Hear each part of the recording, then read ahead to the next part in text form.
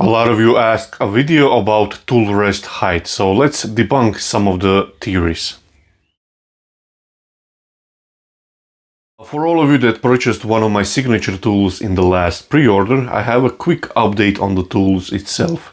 Now, Crown told me yesterday that all the tools are ready for cryogenic treatment, and after that they go to a laser engraving. So I hope within the next 2 weeks I should have tools in my possession to start sharpening them and send them out. So fingers crossed everything goes nice and smoothly.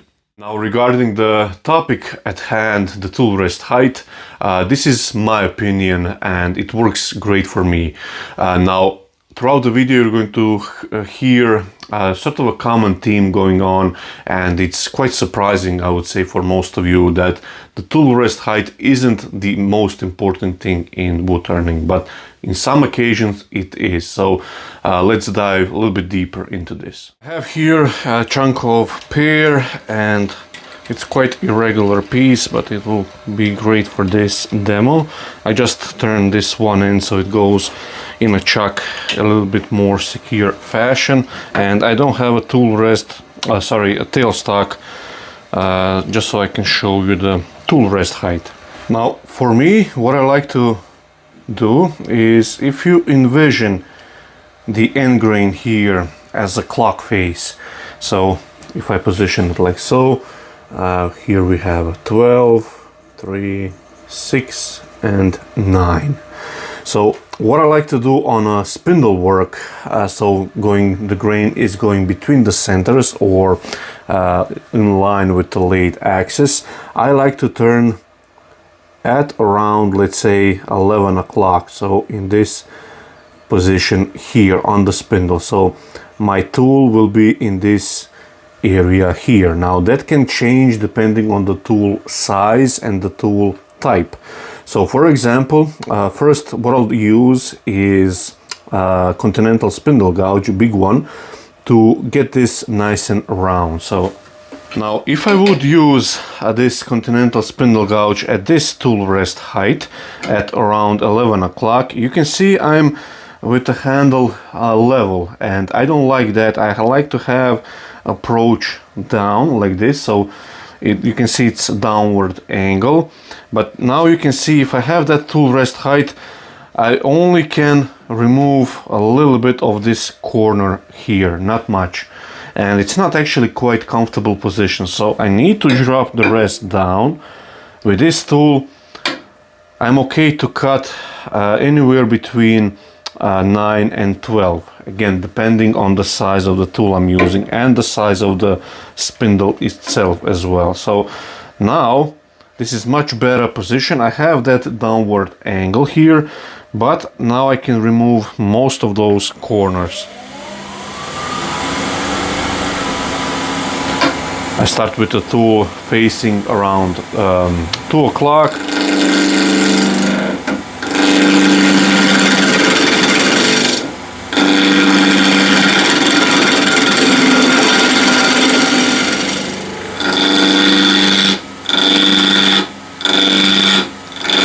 And I just move my body.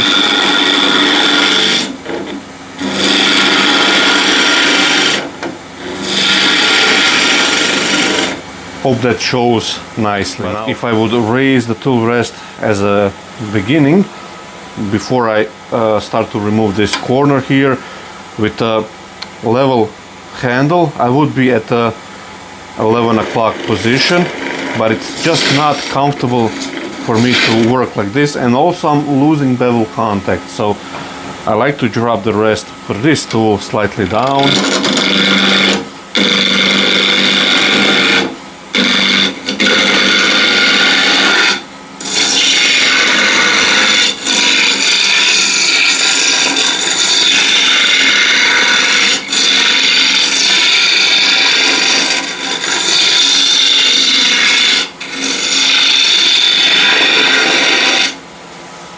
Now, how about a skew? This is 19 mil wide skew. This face is quite uneven. I'm just going to first chew it up.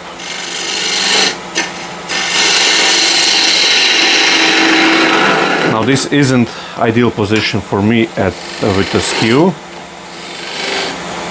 I just want to get this nice and clean.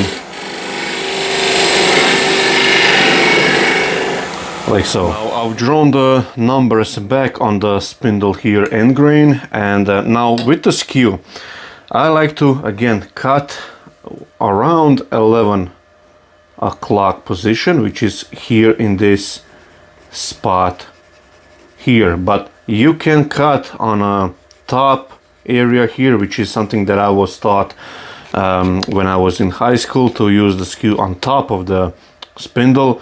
Now you can use it even on a 9 o'clock here, but for me again it all comes down to comfortable position. With the skew here, there is no set rule that you have to use this tool rest height in order to make it work. Depending on, again, on the size of the spindle, if you have really massive spindle, then of course you cannot raise the tool rest all the way up and be above the rotation. Maybe if you have some sort of extension on the post here, but it's not practical, and that's why you change the tool rest height depending on the size of the spindle, but also on the comfort of your body and your position when you're turning. So again, I will raise the tool rest and I would position the skew so the downward angle is slightly with the handle. Show you that from slightly further out position. So the downward angle again with the handle, and when I approach the wood, I would contact around 11 o'clock position. That's for, I would say, up to 100 mil spindle size. I would go that way. If it's spindle getting bigger than that, then you adapt as you need to.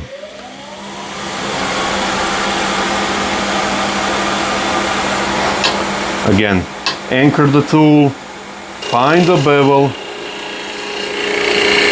and move forward or backwards.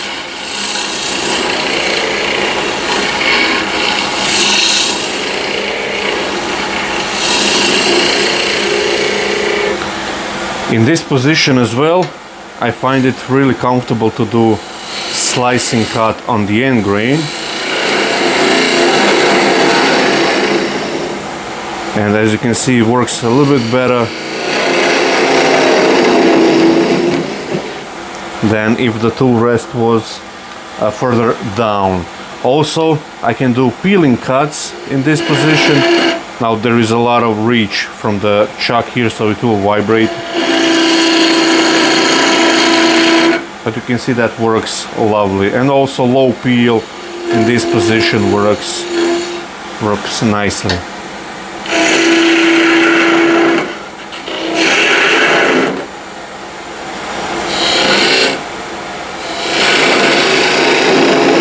I also want to show you how I move my body with the handle. So this is planing cut. I have the end of the handle anchor at my dead butt, and I move the body where I need to go. Same to the left. Transfer the weight to the other leg. Like so. Slicing cut on the end grain.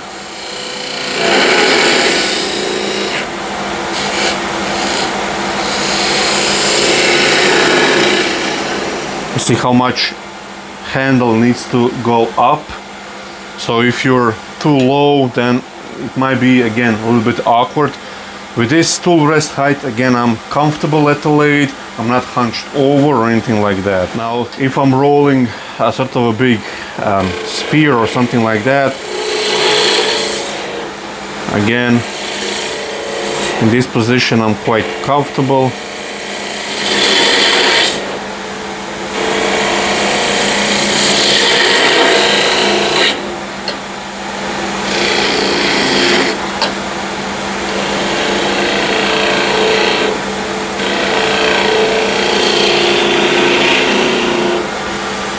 But I can do it again if the tool rest is lower. So now I'm at maybe 930, But again, to avoid catch, I have to have the handle really low.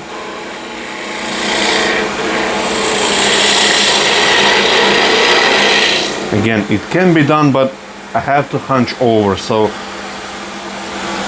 for skew and for spindle gouge on the spindle work, in most cases I would recommend going with the comfort rather than some distinctive position that you heard from some other turner. Try it out for yourself. Try out with the 11 o'clock position. So again, just to show you this again, I just remove quickly this portion.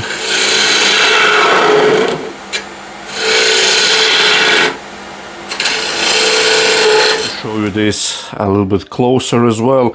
So this tool rest height position is a little bit too low. When I position the handle in my comfortable position for the skew, you can see I'm below this 11 o'clock position here. But if I raise the tool rest up slightly, now in a comfortable position with the skew, I'm cutting at that 11 o'clock position. But now this tool rest height is a little bit too tall for this smaller spindle size. That's why I like to drop the tool rest down and adapt on the spindle. And now I'm in that area here.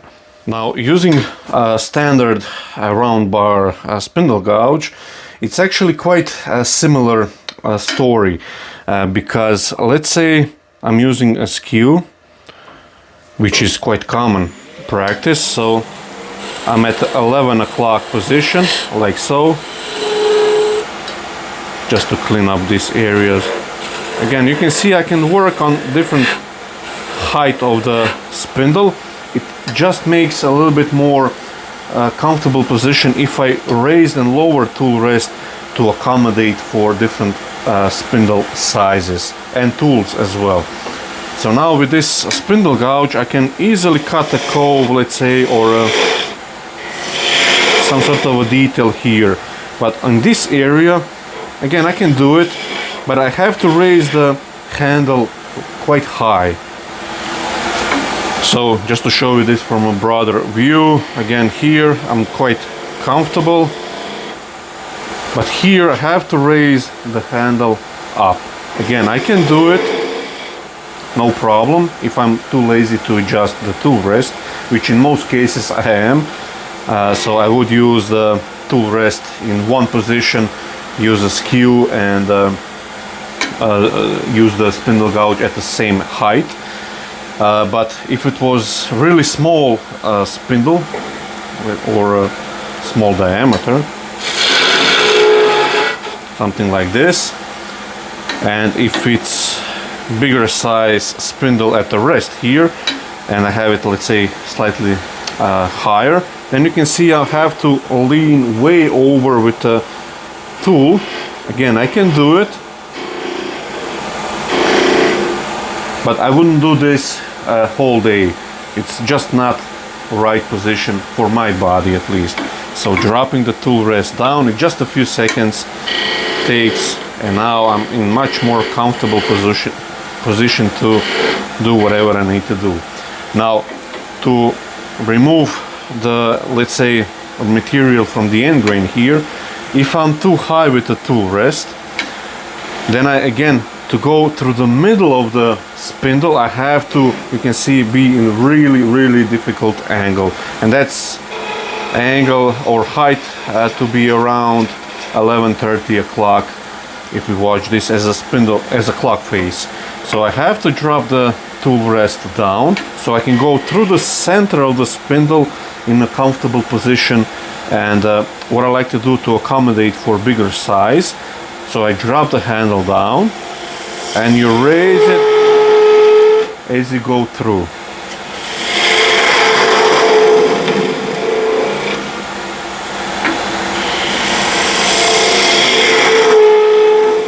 So I'm not going in a straight line. I drop the handle and raise it as I'm going through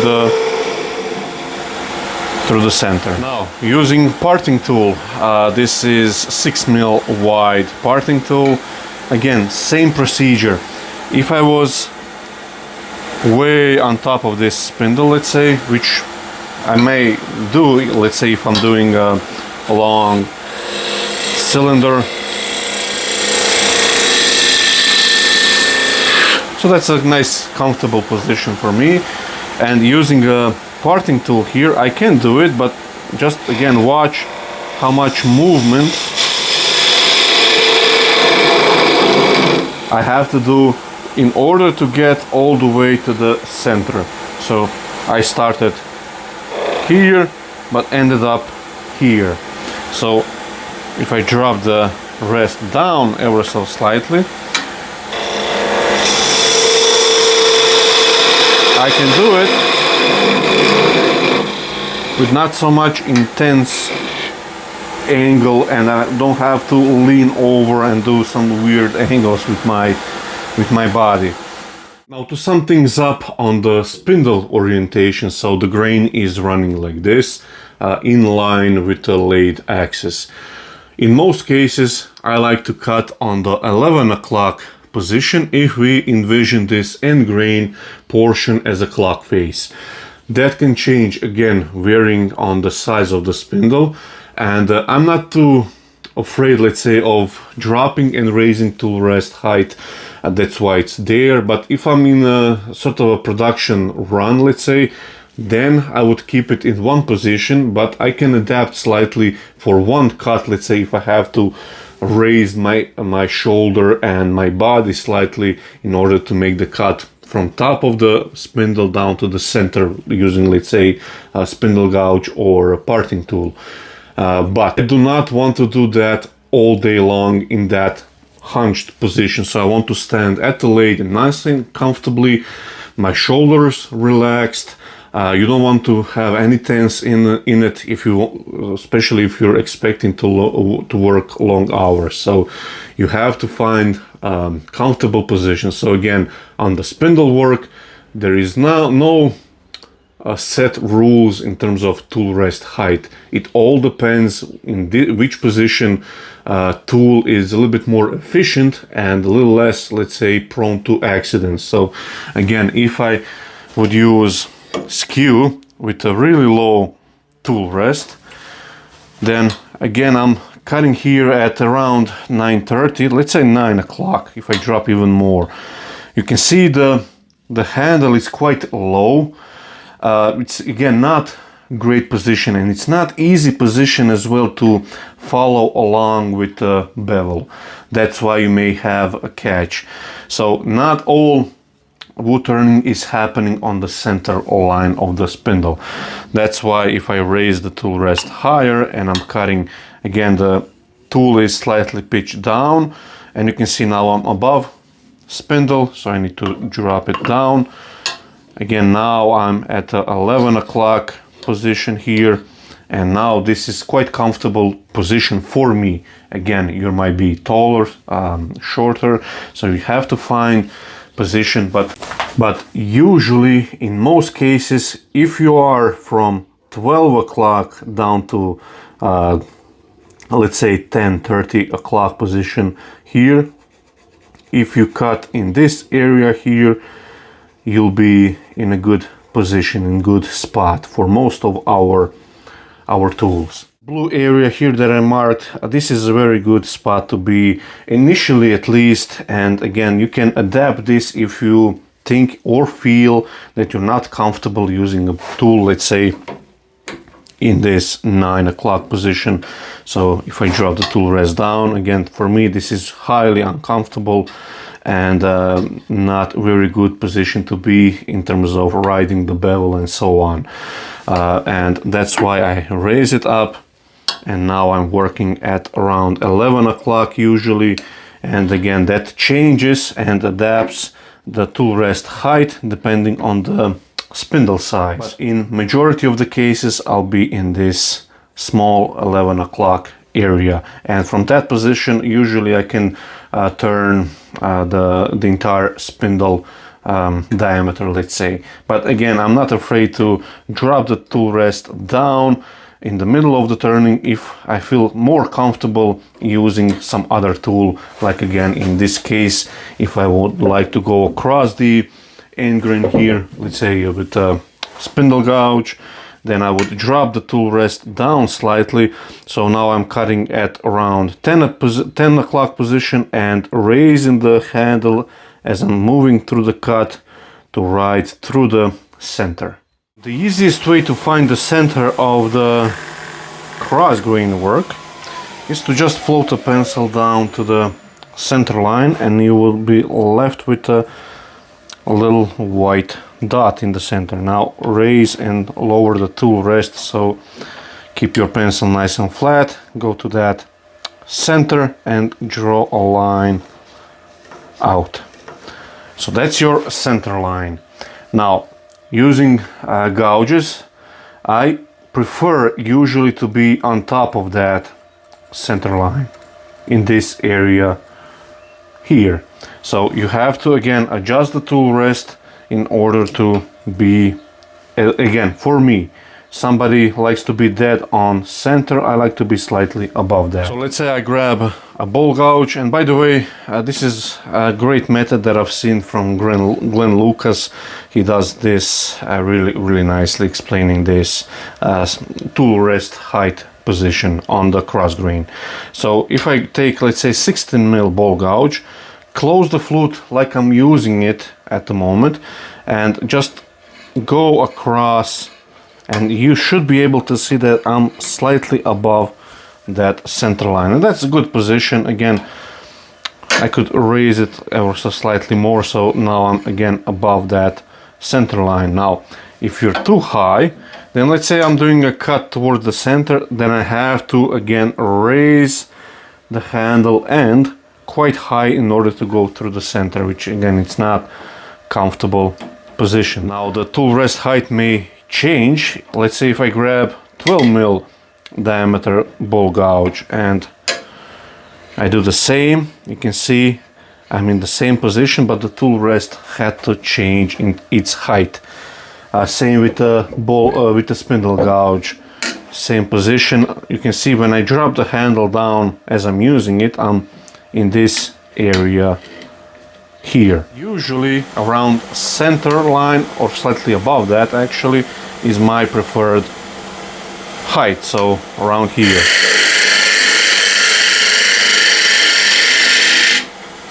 And works lovely.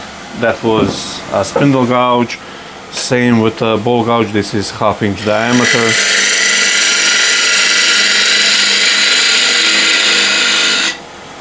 Works beautifully. Now I would not like to be below. Again, it's not comfortable position. You might do it, but again, it's not as comfortable. Now things do change slightly when you're on the inside. Again, don't go in two extremes and go way in this area to cut. I always, like I said, I am at around center height or slightly above it in this area here. I do not go way over here, just for, again, comfortable working stance and position. And also I don't go below, because in 99% of the time there is no need to go below the center line, and you can only invite catches, especially with scrapers and gouges as well. If you turn the gouge in the wrong way, you can get a massive catch if you go way below center line. But as I've shown you up to this point, all the tools have slightly more leeway room in terms of tool rest height and position itself, apart from using scrapers. So now, scrapers, where you position the tool rest height. I'll grab my refiner. This one doesn't have a signature here because this was one of the last prototypes. So if I, let's say, put the tool rest height at the center line of the spindle, which is here, I position the scraper, and you can see I'm around 6 mil above that center line, and I have to raise it up. Always have end of the handle higher than the cutting edge here on standard scrapers. You can get away with negative rake scrapers, but on standard it's always a good practice to have that negative angle. So when I raise the handle up, you can see I'm a little bit above that center line, but I can go through the center and work away. Now this is slightly too high for me because I like to be maybe 2-3 mil above center line with the tool rest height, and just enough of the negative angle, so I raise the handle slightly up, and now I'm at the center line if I need to go through the center here. But here I can work comfortably in this position, and again it's comfortable for me. You can turn if you want way high up here, but there is no way you can go through the center without a catch. So you can see now when I keep the tool nice and flat, the tool top is below the center line, and that's again not ideal. I would like to be slightly higher, just a little bit. Now when the tool is flat or level, now I'm slightly above that center line, and when I lift the handle end, now I have this negative 90-degree angle and I'm in the safe zone. Now I'm at around center height of the ball, and now you can work without any issues.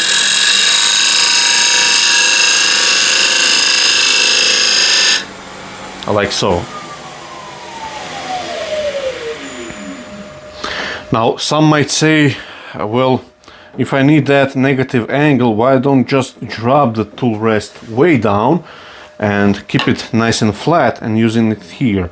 Again, it all comes down to the rotation of the wood and it hitting down on the tool, but you're now below the diameter or the biggest, let's say, circumference here, and it can draw your tool in, and you'll most likely have a catch in a below center line position of the spindle. So that's why these kind of collars on a tool rest post are great, because you cannot go too low with the tool rest. Again, I always envision that I'm working on a center line of the ball. So again, you can see I quickly can position that now by eye pretty much, but I can work nice and comfortable with scrapers. What happens if I go way above rotation like this? So now this is quite dangerous endeavor, let's say. In order to be at a negative 90 degrees, because let me just grab a pencil.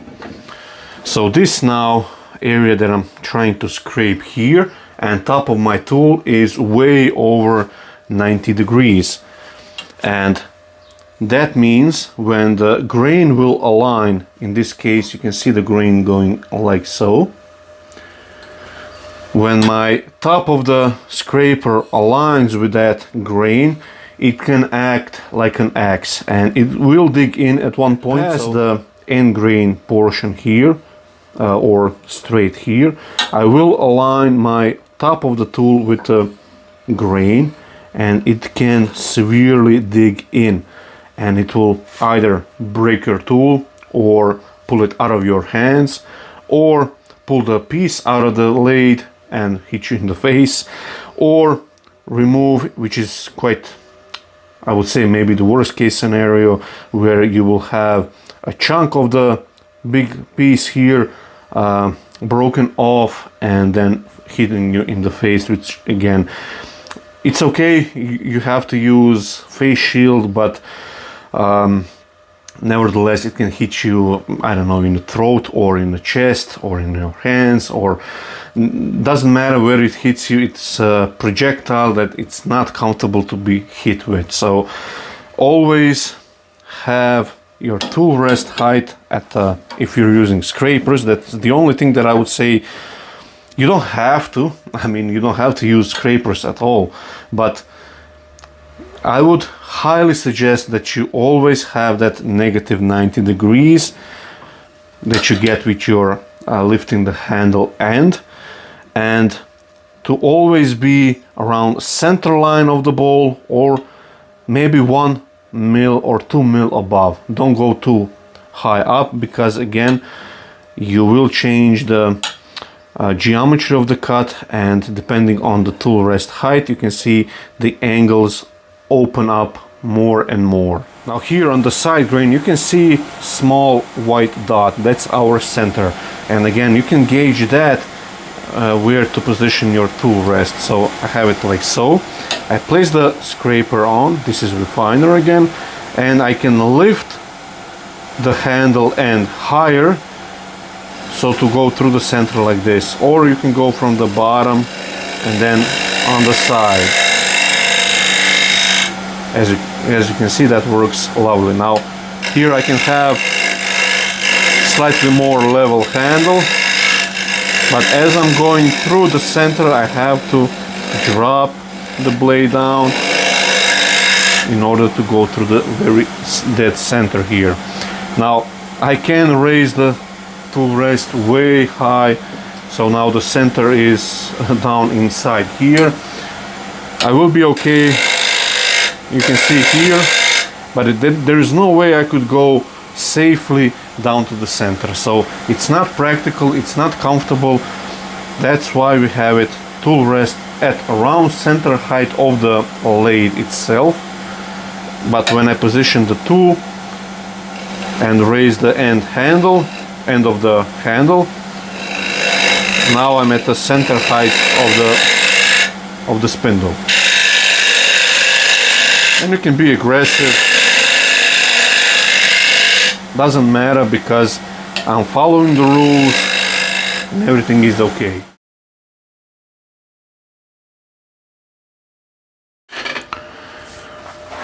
So this is my center line, and I want to extend that out.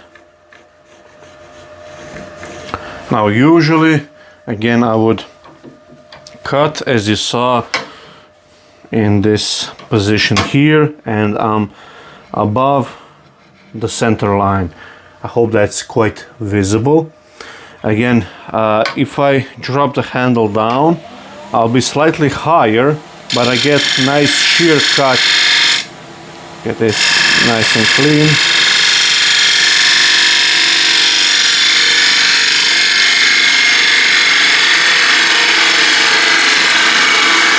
And going through the center, I'll have to raise the handle up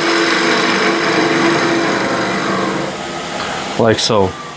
And even though I have a around 42-degree nose angle, because I'm slightly above that center line on the inside, I can even drop the handle way down and get above rotation, and then going back down to the center. And as you can see, that's pretty good surface on the inside. Start to sand with 180 grit. So that's using gouges on the inside. Scrapers, same thing I like to do. Center line, extend it out, and let's say I'm using refiner on the inside. I want to have that negative angle, so this is keeping the tool flat. I have to raise the handle end, and now I'll be at the center line, or I like to be slightly above it, so I'll raise the tool rest slightly more. Again, now I'm in this area around 2 mil above center line, and I can go like this all the way around. So just to show you that as well.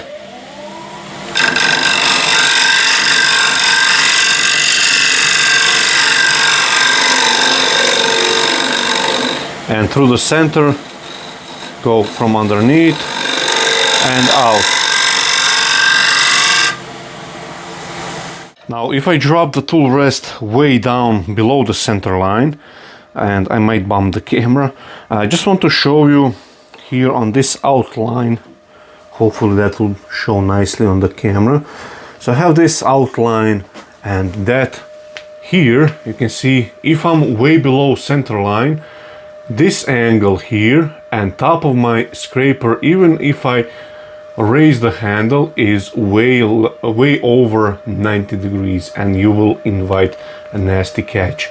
You have to always present the top of your standard scraper and the surface you are scraping that needs to be less than 90 degrees. So if I raise the tool rest at the center height, you should be able to see here, if I keep the scraper nice and flat, that this area outlined here, this nice sharp corner, comes down to the top of the tool, and it's around a little less than 90 degrees, which again, it's a safe zone.